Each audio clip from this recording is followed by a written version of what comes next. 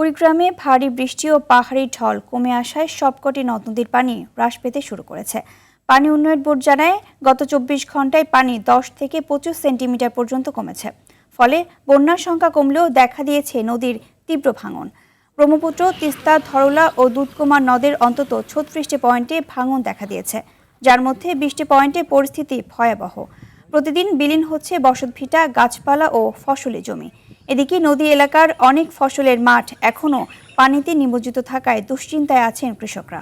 ধার দিয়ে সবগুলো ভাঙে যাইতেছে, ঘর বাড়ি সবগুলো ভাঙতেছে। ভাঙা গড়াতেই আমাদের জীবন চলে, আর এর মধ্যে আমরা বিভিন্ন ক্ষতির সম্মুখ হই। বস্তার কাজ করে, এই বস্তার কাজ মোট কথা এগুলো ক্ষণস্থায়ী, স্থায়ী কোনো কাজ হচ্ছে না।